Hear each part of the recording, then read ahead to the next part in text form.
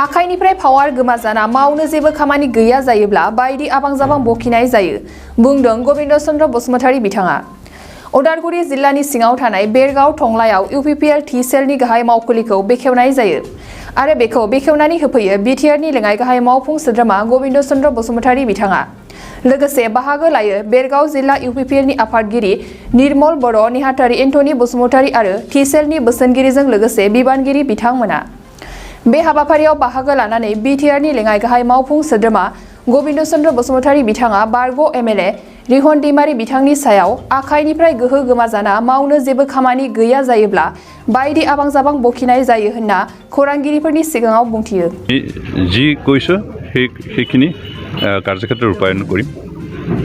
ইতিমধ্যে আমাৰ চৰকাৰৰ নিয়ম নীতিমতে যিখিনি SC ST OBC কমিটি গঠন কৰা সেইখিনি কৰিছোঁ। তো বাকীখিনি কমিটি আমি এতিয়ালৈকে আৰম্ভ কৰিছোঁ। যেহেতু কমিটি গঠন কৰিলে তাৰ কাৰণে ফাণ্ড মুকলি কৰিব লাগিব, পুঁজি মুকলি কৰি দিব লাগিব। বৰ্তমান আমাৰ হাতত পুঁজি নাছিল বিগত বছৰটো, বিগত বাজেটটোত। সেইকাৰণে আমি কমিটি এই বৰ্ডখিনি গঠন কৰা নাই। কিন্তু অহা যিটো বাজেট আমাৰ এপ্ৰিলৰ পৰা আৰম্ভ হ'ব, তাত আমি সেই বৰ্ডবিলাকৰ কাৰণে বাজেট ধাৰ্য কৰি ল'ব পাৰিম আৰু সেইখিনিৰ পিছত আমি বৰ্ড গঠন কৰিম। লাষ্ট এটা প্ৰশ্ন, যেহেতু আপোনাৰ মানে প্ৰাক্তন মন্ত্ৰী ৰিহন দৈমাৰীয়ে কৈছে যে গোবিন্দ বসুমতাৰী দুটাকৈ পদ খামোচ মাৰি ৰাখিছিল, যাৰ ফলত তেওঁ দুটা পদৰ পৰাই সুবিধাটো গ্ৰহণ কৰি আছে, কি কৰিব? তেওঁ আচলতে চকু পুৰণি হৈছে। আচল কথাটো সেইটোৱে। আৰু বহু বছৰ ক্ষমতাত আছিল, এতিয়া ক্ষমতাৰ পৰা আঁতৰি থাকিব লগা হৈছে। সেইকাৰণে সেইবোৰ তেওঁৰ হজম হোৱা নাই। আৰু পাৱাৰৰ পৰা আঁতৰি থকাৰ ক্ষেত্ৰত হোৱাৰ পিছত তেওঁ কৰিবলৈ একো নাই। সেইকাৰণে যেতিয়া মানুহৰ হাতত একো কৰিবলৈ হাতত কোনো কাম নাথাকে বা সময়বোৰ কেনেকৈ কটাব তাৰ কাৰণে এক ব্যৱস্থা নাথাকে, তেতিয়া সদায় দুষ্ট চিন্তাই জুমুৰি ধৰে।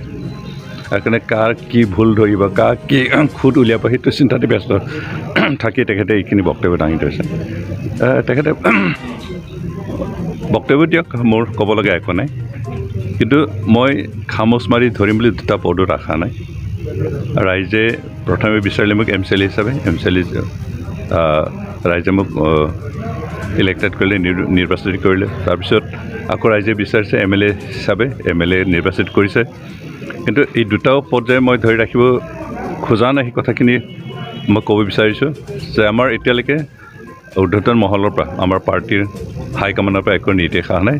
যিদিনাই মোৰ ওপৰত নিৰ্দেশ আহিব সেইদিনাই মই এটা পদ খালী কৰিম। MCLA খালী কৰিব লগা সেইটো আমাৰ নিৰ্দেশৰ ওপৰত নিৰ্ভৰ কৰিব, তেওঁ কোনটো পদ খালী কৰিব দিয়ে। তেওঁৰ নিৰ্দেশ পালন নকৰাকৈ যদি খামোচ মাৰি ধৰোঁ তেতিয়া মোক দোষাৰোপ ধৰক। কিন্তু এতিয়ালৈকে মোৰ ওপৰত একো নিৰ্দেশ অহা নাই, সেইকাৰণে বাট চাই আছোঁ। এনেই হয়তো তেওঁ আৰু এটা ক'ব বিচাৰিছে দুটা খামোচ মাৰি দুটাৰ সুবিধা লৈছে। মই এটাৰহে সুবিধা লৈছে, এই কথাখিনি মই স্পষ্টকৈ কৈছোঁ যে যিদিনাখনৰ পৰাই মই MLA হিচাপে নিৰ্বাচিত হৈছোঁ সিদিনাখনৰ পৰাই ডেপুটি চিফৰ যিখিনি সা সুবিধা পাব লাগে সেইখিনি সম্পূৰ্ণৰূপে বাদ দিছোঁ। অফিচিয়েলি মই ৰিটেন হিচাপে আমাৰ BTCৰ মুখ্য কাৰ্যালয়ত লিখি দিছোঁ যে মোক এই সুবিধাখিনি নালাগে। সেইকাৰণে মই আচলতে অবৈতনিক deputy chief, honorary deputy chief. দৰমহা নাই, TSA একো লোৱা নাই, মাত্ৰ MLA হিচাপে যিখিনি সুবিধা পাইছে সেইখিনি লৈছোঁ। সেইকাৰণে সেইফালৰ পৰা মই এটা মুক্ত আছোঁ। তাৰপিছত দ্বিতীয় কথাটো হ'ল 6 চিডিউল কাউন্সিলত একেজন মানুহেই MLA হ'ব পাৰে, মন্ত্ৰীও হ'ব পাৰে, EMO হ'ব পাৰে। আৰু কথা তেখেতে হয়তো 20 বছৰ MLA হৈ থকা মন্ত্ৰী হিচাপে জানিব লাগিছিল যে এটা সময়ত আমাৰ কাৰ্বি আংলঙৰ যিজন চিফ আছিলে জয়ন্ত ৰংপি, ডক্টৰ জয়ন্ত ৰংপি, তেখেতে দুটা টাৰ্ম, এটা মাত্ৰ নহয় দুটা টাৰ্ম চিফ এক্সিকিউটিভ মেম্বাৰো আছিলে, MPও আছিলে, ইলেক্টেড MP, তাকো ৰাজ্যসভাৰ MP নহয়, তেওঁ তেনেকুৱা আছিল। তাৰপিছত মেঘালয়ৰ যিখিনি কাউন্সিল তাতো MLA আৰু EM একে সময়তে, আনকি মন্ত্ৰী আৰু EM হোৱা তেনেকুৱা বহুত উদাহৰণ আছে। তো আমাৰ কাৰ্বি আংলং তেনেকুৱা হ'ল, বৰ্তমানো কাৰ্বি আংলঙত তেনেকুৱা আছে, MPও আছে, EMও আছে। তাৰপিছত ডিমা হাছাওতে এটা সময়ত একেজন মানুহে চিফো হৈছিলে, ৰাজ্যসভাৰ মেম্বাৰো আছিলে, MPও আছিল। সেইকাৰণে 6 চিডিউল আচলতে একেজন মানুহে দুটা পদ খামুচি ধৰাৰ ব্যৱস্থাখিনি আছে। কিন্তু মই তেনেকৈ খামুচি ধৰি থাকিব বিচৰা নাই।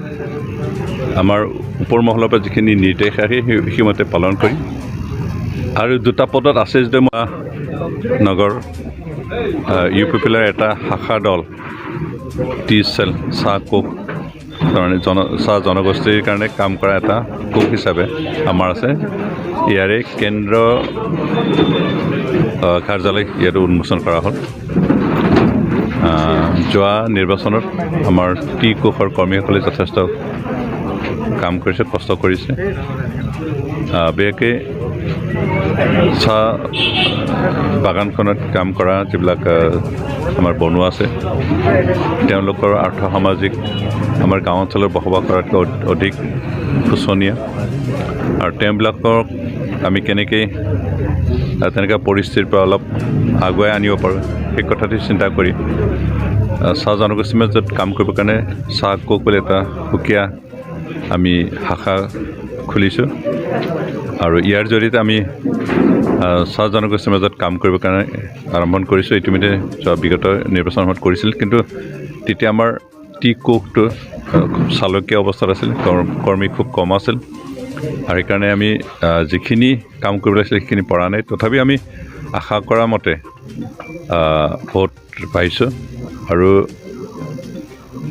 যিহেতু বৰ্তমান আমাৰ চৰকাৰ নিজৰ চৰকাৰ আৰু চৰকাৰৰ সময়ত আমি চাহ খেতিত কাম কৰা যিবিলাক মানুহ আছে তেওঁলোকক কেনেকৈ পাৰোঁ আৰ্থ সামাজিকভাৱে তেওঁলোকক সকাহ কৰিবৰ কাৰণে তেওঁলোকৰ জীৱন ধাৰণৰ যিটো মানদণ্ড সেইখিনি আগুৱাই আনিবৰ কাৰণে আমি কাম কৰিম আৰু আশা কৰিছোঁ এইদৰে আমি কাম কৰিলে অন্ততঃ তেওঁলোকৰ যি জীৱন ধাৰণৰ যিটো মানদণ্ড সেইটো উন্নত হ'ব তেওঁলোকক শিক্ষাৰ ক্ষেত্ৰত আৰ্থিক দিশত সামাজিকভাৱে আগুৱাই যাবৰ কাৰণে আমি কাম কৰিম আৰু এই ক্ষেত্ৰত বিশেষকৈ গুৰুত্ব দি কাম কৰিবৰ কাৰণে টি চেল গঠন কৰা হৈছে আমি আশা কৰোঁ আজিৰ যি আমাৰ চাহ বাগানসমূহত কাম কৰা বনুৱাসকলৰ কাৰণে বহুতো আঁচনি আমি প্ৰস্তুত কৰিব পাৰিম বিভিন্ন ৰণকৌশল আমি প্ৰস্তুত কৰিব পাৰিম আৰু তাৰ জৰিয়তে আমি সুপৰিকল্পিতভাৱে বাগানৰ বনুৱাসকলৰ কাৰণে কাম তেওঁলোকৰ মাজত সোমাই আমি কাম কৰাৰ এটা ব্যৱস্থা কৰিব পাৰিম কিন্তু সততে চৰ্চিত বিৰোধীয়ে মানে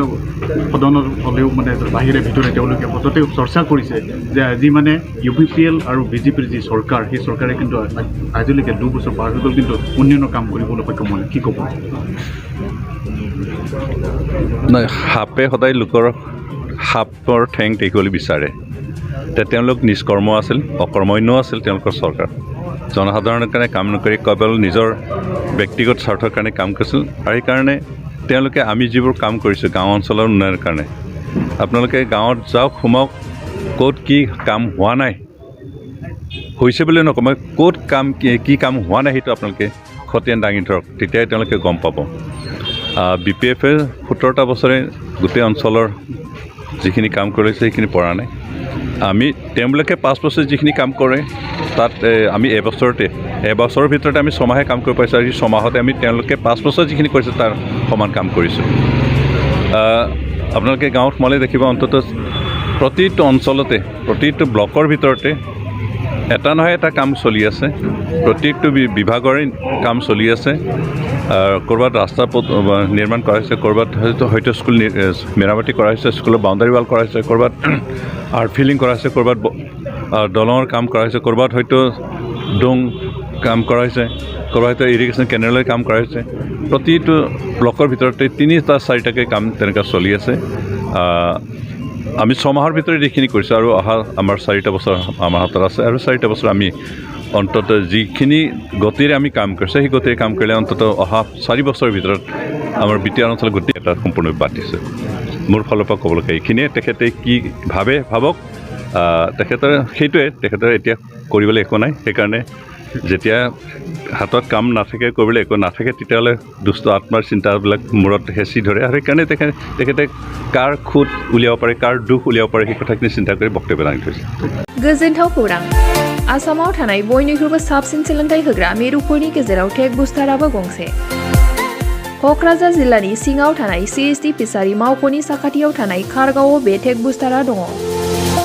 बेयाव बयनिख्रुइबो मोजांसिन सोलोंथाइ आरो नेम सोलिनाय गोग्गो थाखो खथानि सुबिदा दङ सारा भारतनि गेजेराव सायख'जानाय बायदि सोलोंथाइजों सोमोन्दो थानाय फोरोंगिरिफोर दङ टेक बुस्टाराव प्रफेशनेल जार्नालिस्ट आरो टेकनिकेल कर्सफोरखौ होनाय जायो 24 घन्टा रैखाथिनि थाखाय मोजां सुबिदा आरो टेक बुस्टारा नोंथांमोनखौ सौहैहोगोन नोंथांनि थांखिसिम। टेक बुस्टारा नोंथांनि सिमांखौ जाफुंसारनांगौनि थाखाय गांल' नङा, साहस आरो गोहोबो होगोन। सोलोंथाइ लाखांनायनि उनाव 100% प्लेसमेन्टनि खाबु दङ। सोलोंनो गोसो गुदुं बिथांमोना 9395695095 जानबुं नाम्बाराव जगाजग खालामनो हागोन।